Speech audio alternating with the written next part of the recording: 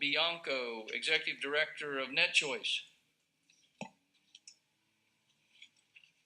Thank you, Mr. Chairman. Steve Del Bianco, Executive Director of NetChoice, a trade association representing the nation's leading online companies, AOL, Facebook, Google, Expedia, and the companies that are being discussed in today's bill. We began participating with the Uniform Law Commission over 3 years ago to solve this issue because the Uniform Law Commission wanted to find a way to get access, and our companies wanted to find a way to help families who came to them saying, we'd like to get access, where there was no consent. We share this problem and the concern. We explained, however, to the estate bar our obligations under federal law and our terms of service commitments. And while we had an opportunity to explain those concerns, we did not come to an agreement on this bill because, simply put, our providers cannot comply with the bill, SB 102, because it's explicitly prohibited by federal law. Now, that's not just our view. It's the view of 2,700 state attorneys who are appointed by invitation to the American College of Trust and Estate Counsel. And my colleague from Facebook will get into the details there. But they wrote Congress just in January this year, asking them to change federal law because they said the potential civil damages have created a significant chilling effect on providers when they deal with fiduciaries who are requesting the content of a person's electronic communications, end quote. So by declaring the fiduciary is deemed to have consent, as Michelle described on page 8, this law, SB 102, conflicts with the federal law and puts our companies in a position of either violating the federal law or violating the state law. Pick your poison. That's why it's not dispositive of your concern, Senator Diaz de la Portilla, because we are still put in a position of violating one law or the other. The Department of Justice instructs its attorneys. This is fantastic. It's in their user manual. When they're out there working on cyber law cases and they're trying to access records, it says, quote, consent must be actual consent rather than constructive or deemed consent.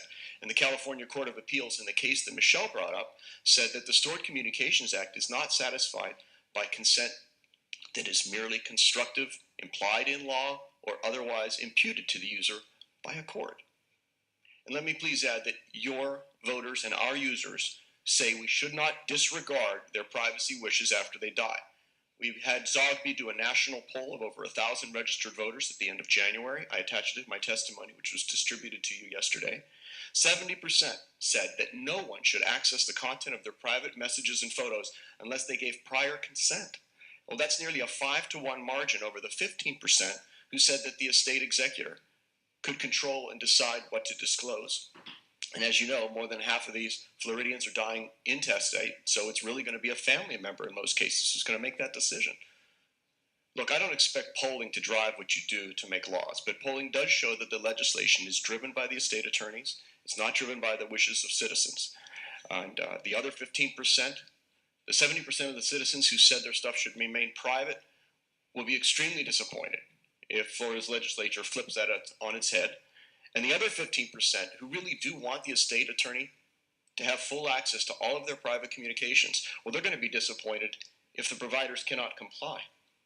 In other words, nobody gets what they want with this bill. We do have a better way. Michelle at the ACLU talked about a model bill, and my organization, NetChoice, helped to author the model bill and helped to pass it into law in the state of Virginia at the end of last month. It passed unanimously. In contrast, SB 102's model, while it did pass last year in Delaware, is 0 for 12 this year. It has not passed in a single legislature.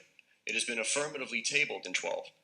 So in contrast, what I would suggest to you is that we can, in my industry, work with the estate bar and come up with a model that actually solves for this problem, that gives the fiduciary access to bank statements and accounting statements so that they can help to work out the financial affairs of someone who's died, but at the same time protect the privacy wishes of our users and your citizens. Thank you, Mr. Chairman. All right, thank you. Question.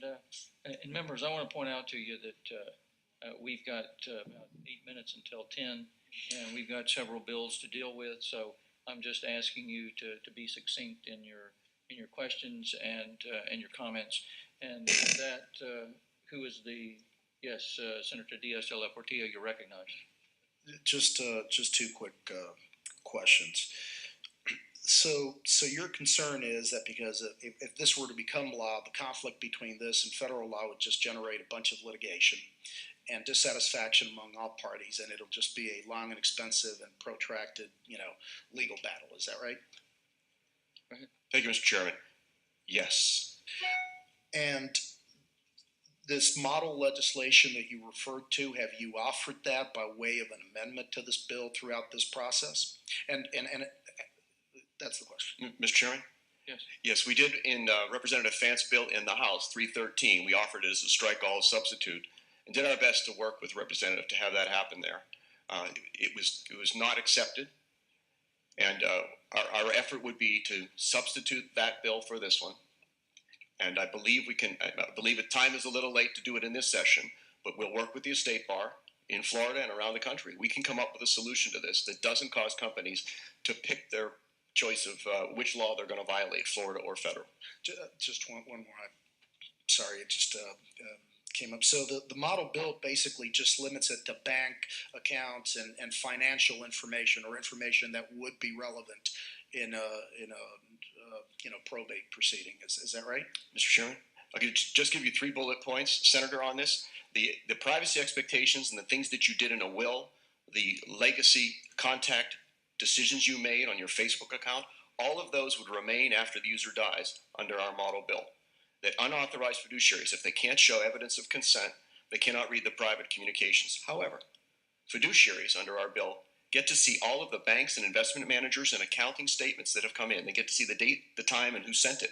That allows them to contact those institutions and immediately unwind the estate, exactly what they've asked for all along, but somewhat like records. But we are trying to guard the access to the private contents of communications. And finally, fiduciaries can see the content of communications as well, but only when the deceased expressly allowed it in their will, or where they picked an option in Facebook or an option in Google to designate someone else having consent. Thank you, Senator. Thank you. All right, Senator Munford, you're recognized. Thank you, Mr. Chair. Real briefly, my question is not with the details of the bill as much as it is.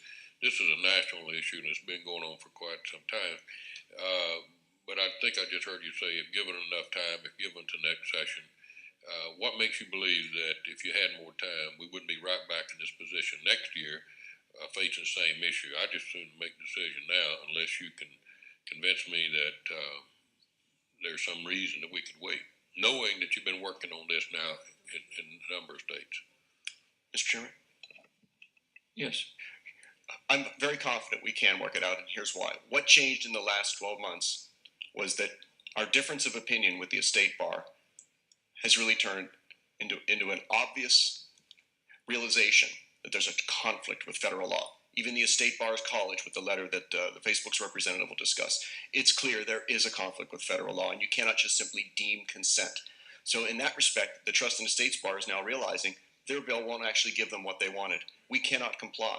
So both parties have an incentive to solve this, Senator, and I believe the fact that this model bill, SB 102, has failed in all 12 states where it's been considered this year means that everybody realizes that they're not going to get what they need passing a bill like this. So I do believe by this time next year, we'll have a bill that we can both support. All right. Any other questions? Any other questions, members? All right. Seeing none, the next person is Dan Sachs, Associate Manager, State Policy of Facebook. I'm going to ask you to limit your time to 1 minute because, we've heard a lot here. Thank you, Mr. Chairman, members of the committee. My name